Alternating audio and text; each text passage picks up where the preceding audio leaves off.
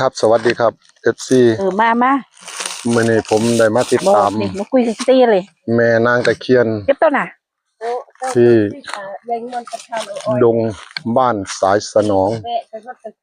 แม่นางตะเคียนตรงนี้คือห้ามาแล้วนี่แหละเกิดอ้อยมองเพิ่นเคยให้ทุกตัวเลยเอานกน้อยอุไรพรมาเล่นเกิดอ้อยปราบเด้คือตะมอนกินไรตะโตมอนัดนี่แหละนกน้อยมาเล่นฉลองงานตรงนี้ล่ะมอนัดกิเซลหมวดนี้สิมาติดตามให้ก็อยากจูนเจ้าเคยดังมาแล้วกระเทิงเกิดมอนัดพร้อมนัดกิเซลบัดนี้นี่ชาวบ้านเพิ่นกำลังมาให้ในเพิ่นเขาเป็นร่างให้มื้อนี้เดี๋ยวผมมาทำพิธีให้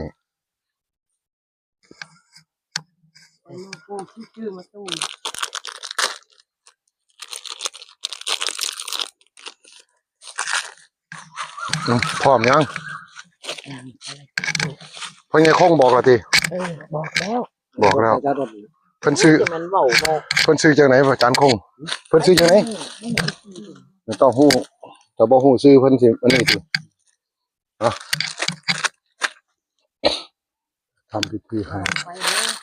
บ่เป็นหยังดอกพูดแล้ว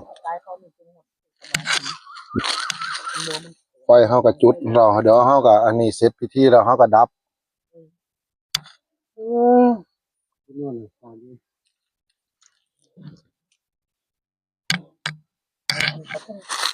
เวลาบวกเวลาเนี่ยท้ายก็สั่งพักต้องเสียไปหมด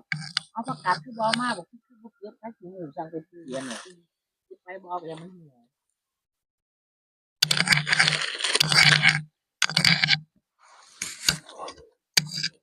มองนี่เคยฮือฮามาแล้วนี่ล่ะสมัยนกน้อยนี่ล่ะสมัยนกน้อยแม่นบ่ต้นนี้ล่ะสมัยนกน้อยที่ข่อยมานั่งหมวดนั้นก็เพิ่นยังให้93เด้ก็ยังออกอีหลีนเด้อปีนั้นข่อยนั่งเอาอยู่นี่ตัว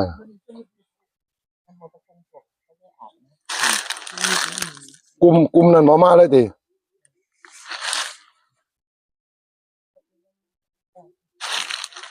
ต้องคนมากเอาคนนั้นก็ได้หา3ออกเลขลาวได้หา3ออกเลขลาวไปแล้วตัวนั้นถ้าเบิ่งมื้อนี้ล่ะเฮาสิขอทั้งไทยทั้งลาวล่ะออกมาออกตัวไหนก็ออกโลดขอ3ตัวแล้วเนาะนี่นั่นกูสิให้ลาวแล้วก็สิเอาไทยแล้วก็เอาลาวอยู่นี่เดี๋ยวหลายอย่างแต่เพิ่นว่าเอาไทยก็ไทยลาวก็ลาวมาโลดขึ้นนี่มื้อนี้ขอตรงๆเบิ่ง3ตัวไปบ้าน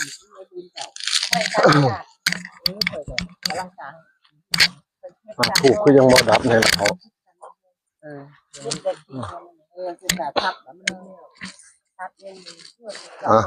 ตั้งจิตอธิษฐานเอาดีๆสาธุปริตวานเมตังสเมตาปทันตาวิชิตาขิตาปริตังพนันตุสักเคกามิจรูเปสิลิสิขารตเตจันตาริเควิมาเนทิเปละเทจักามิตรวนาคานิเจวะทุหิเจเตโอมาจยันตุเทวชราธราวิสมิยาคาคัมพันพนาคาติทันตาสันติเกยังมุนิวรจนังสาทาวเมสุนันตุธรรมสวนาคาโลยมทันตาธรรมสวนาคาโลอยมทันตาธรรมสวนาคาโลอยมทันตาสาธุโย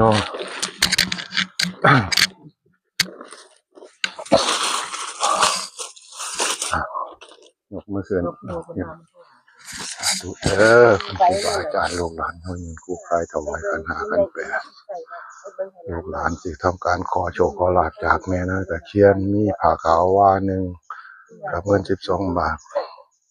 ลูกหลานได้มาขอโชคขอลาภน้ำแม่นางตะเคียนอย่าให้เพิ่นปิดให้เพิ่นบังให้เพิ่นเปิดปล่อยนี้ออกมาสาธุเด้อครูบาอาจารย์จงโปรดจงพายออกมาแม่นางตะเคียนอยู่นี่ก็ดีให้โปรดพายออกมาผู้เพิ่นมีหูแก้วตาทิพย์สาธุสาธุสาธุนะโมตัสสะภะคะวะนะโมตัสสะภะคะวะโตอะระหะโต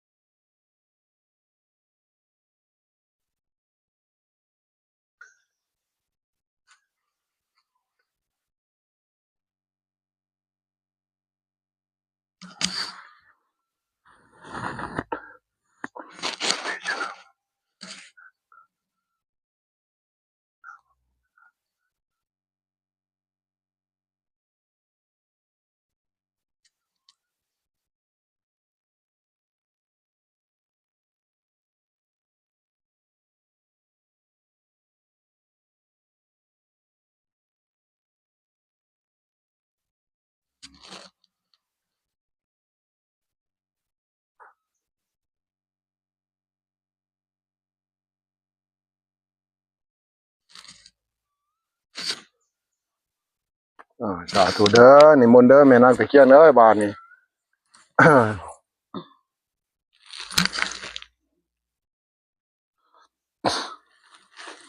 ซื้อไว้เขาเนี่ย ใช่ละอันนั้นเองเหรอไม่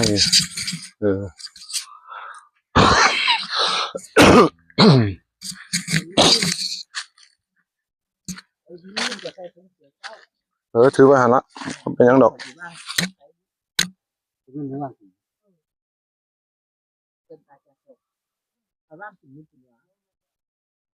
เอาหนูคือหลายตีไม่เอาบ่เห็นเลยไปว่าเอาดอกไม่สิวะไปว่าเอาของบ่มีผงกันไปกลับไปเลยแต่ก็บ่เห็นเนาะก็บ่ได้รั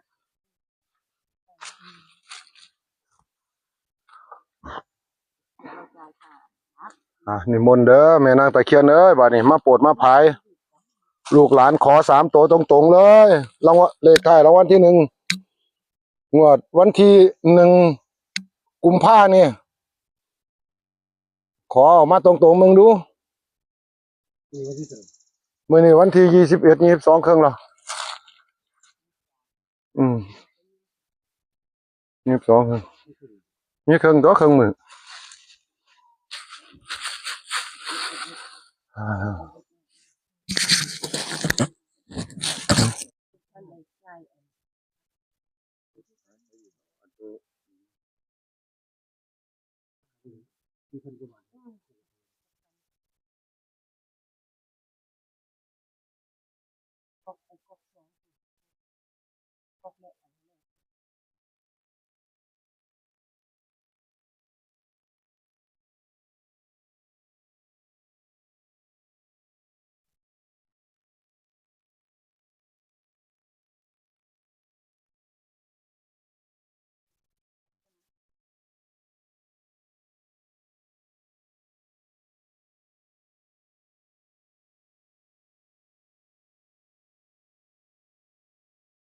ประกันสังเกตเบิ่งแน่ล่ะนะคุยกันเขามาบ่ฮู้เรื่องนะ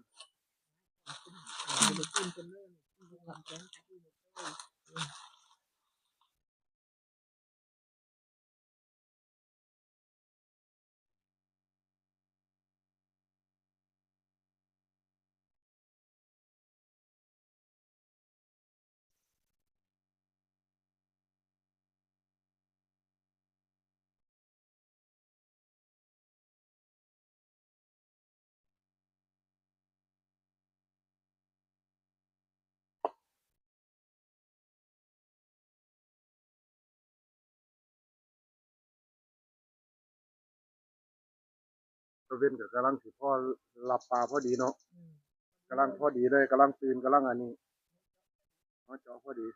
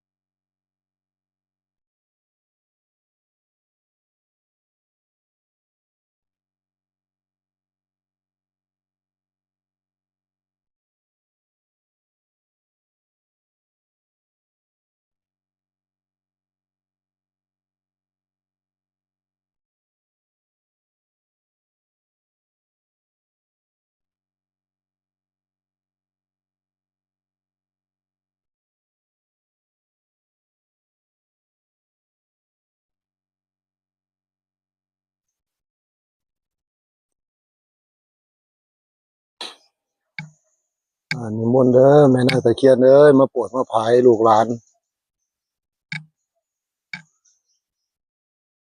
นิมนต์ประทับร่างแม่เพ็ญเบิ่งดูออกปากบอกลูกหลานดังๆโลดบ่ต้องอวมห้องบอกแห้งๆเลยให้มีความมั่นใจโลดให้ดังคือเก่าเบิ่งดู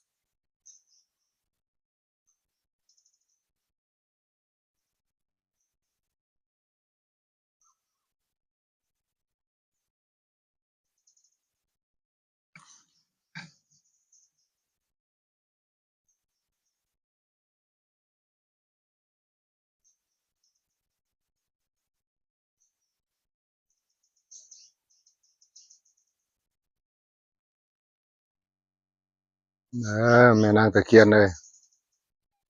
มาโปรดมาภายลูกหลานเนี่ย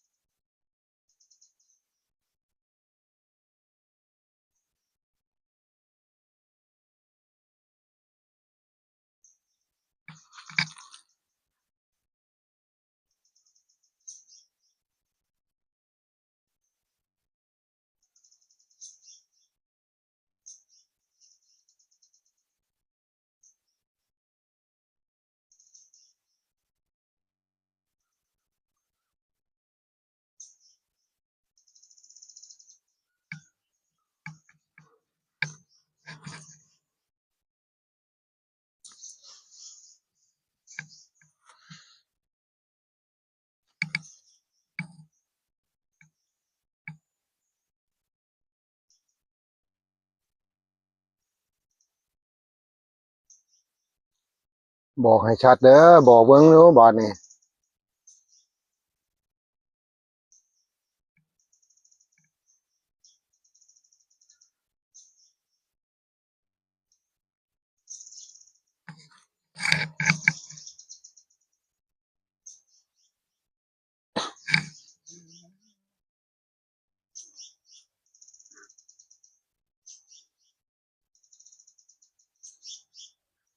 โดนดอกเข้าเร็วอยู่ดอก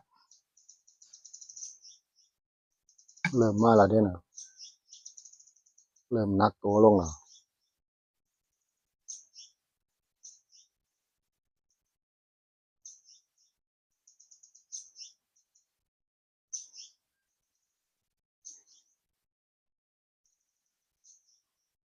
อย่าปิดอย่าบังเด้อบอกออกมาโลดถ้ามาแล้วก็ดี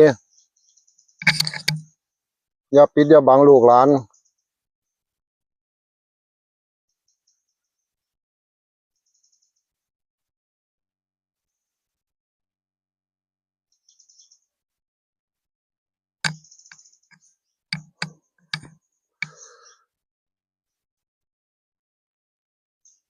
ห้องบอกดังๆเลย ให้มีความมั่นใจคือตะโกตะหลังมึงดู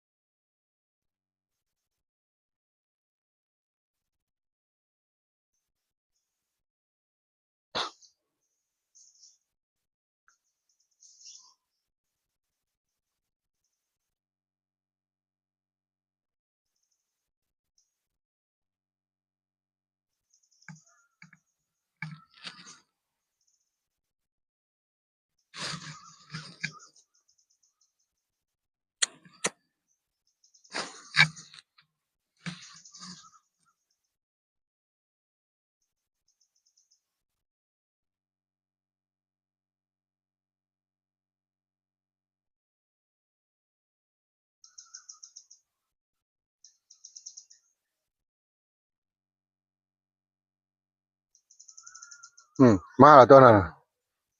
มาแล้วนั่นน่ะแม่นนั่งตะเคียนบ่ แม่น แม่นได้โปรดภายตัวไหนเราถามได้ไหมคนอยู่ใกล้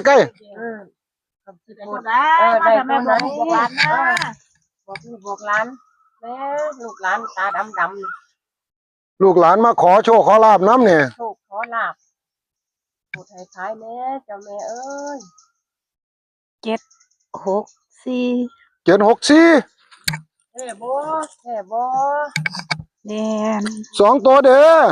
มีบ่ พี่เจ้าแม่อีหยังให้บอกซื้อบอกซื้อบอกพ่อได้เอิ้นคือแน่เอิ้นบ่ฮู้ซื้อจักเสีย 764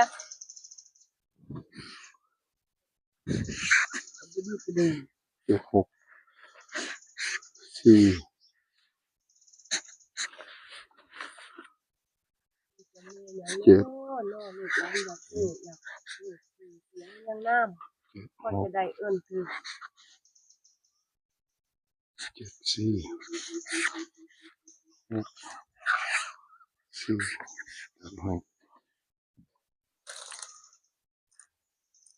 ซื้อจังไหนเนาะแม่นางตะเคียนเอ้ยซื้อแม่หยังเนาะเนาะ ซื้อแม่อยู่บ้าน ซื้ออยู่บ้าน อยู่บ้าน ซื้ออยู่บ้านหลังนั้นซื้อจังไหนเพิ่นเขียนไว้ มีซื้ออยู่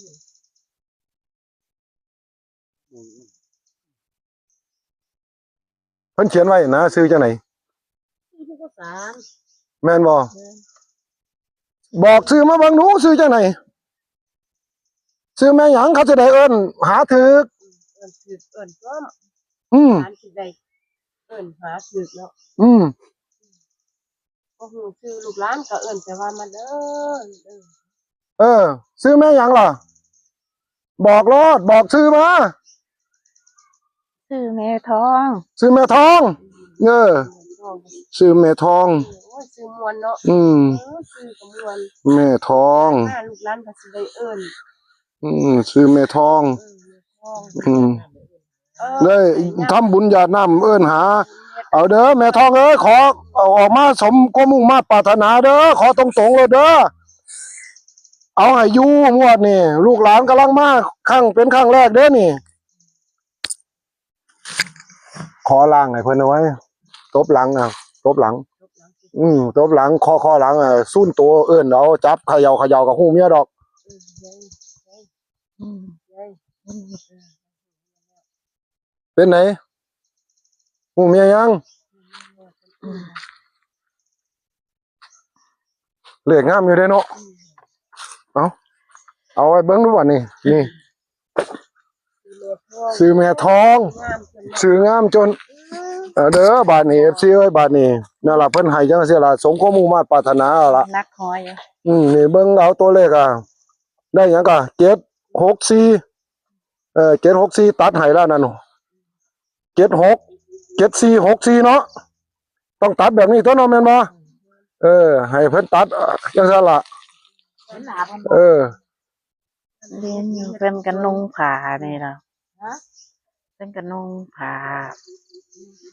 นุ่งผ้าสบายนั่นติ อืมผ้ายาวๆใหญ่ ผ้ายาวๆผ้าสบายนี่นะ เพิ่นก็ย่างมาแต่พุ่น เพิ่นมาแตะบ้านพุ่น